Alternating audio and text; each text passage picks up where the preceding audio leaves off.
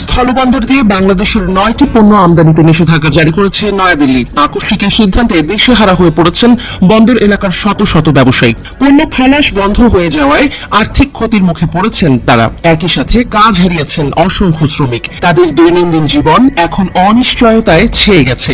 এই নিষেধাজ্ঞা তাদের রুটি রুজির উপর সরাসরি আঘাত এনেছে। পেট্রাপোলে এখন বিরাজ করছে এক করুণ পরিস্থিতি। গত শুক্রবার এক বিজ্ঞপ্তিতে বাংলাদেশ থেকে স্থলবন্দর দিয়ে 9 ধরনের পণ্য আমদানিতে নিষেধাজ্ঞা দেয় ভারতের বৈদেশিক বাণিজ্য অধিদপ্তর ডিজিএফটি। যদিও ওই বিজ্ঞপ্তিতে বলা হয় এসব পণ্য মুম্বাইয়ের নভ সেবা সমুদ্র বন্দর দিয়ে ভারতে আসতে পারবে। স্থলবন্দর দিয়ে আমদানি নিষিদ্ধ করা এসব বাংলাদেশি পণ্যে মূলত পাট ও পাটজাত পণ্য বেশি। এই তালিকায় রয়েছে কাঁচা পাট, পাটের রোল, পাটের সুতা, একাধিক ভাঁজের বোনা কাপড়, একক শন সুতা, পাটের একক সুতা ও বিশেষ ধরনের কাপড়।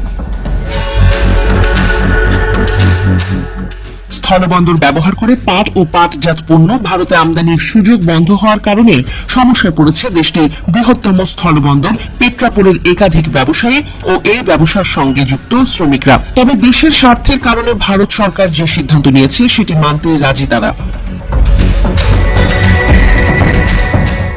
তেমনটাই বলছেন পশ্চিমবঙ্গের উত্তর 24 পরগনা জেলার Petrapole clearing and forwarding agent অ্যাসোসিয়েশনের সম্পাদক কার্তিক চক্রবর্তী। তিনি বলেন, ভারত সরকারের এই সিদ্ধান্ত আমাদের কাছে অনেক বড় ধাক্কা। পেট্রাপোলের মতো অন্য যে সমস্ত স্থল সীমান্ত রয়েছে সেখানে প্রত্যক্ষ ও পরোক্ষভাবে কয়েক লাখ মানুষ জড়িয়ে রয়েছে। তারা প্রতিনিয়ত ধাক্কা খাচ্ছে। তার আশঙ্কা এতে আগামী দিনে আমাদের জন্য বড় আতঙ্ক অপেক্ষা করছে। কারণ কয়েকদিন আগে পোশাক খাতে এরকম একটি নিষেধাজ্ঞা জারি করা হয়েছিল, আর এখন পাট ও পাটজাত পণ্য আমদানির উপর এই নিষেধাজ্ঞা আরোপ করা হয়েছে। তাছাড়া পাট শিল্পটা মূলত পশ্চিমবঙ্গের উপর নির্ভরশীল। এক্ষেত্রে স্থলবন্দরের বদলে মুম্বাইয়ের নভ সেবা সমুদ্র বন্দর দিয়ে এই পণ্য আনার ফলে কতটা সুবিধা হবে তা নিয়ে আমাদের সংশয় রয়েছে। তাছাড়া কয়েক হাজার শ্রমিক বিভিন্ন স্থলবন্দরে কাজ করে।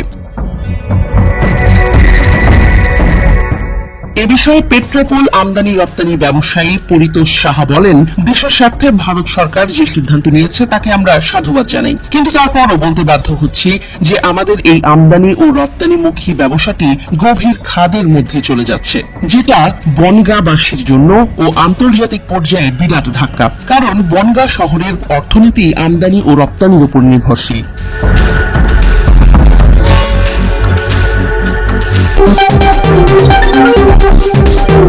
Thank you.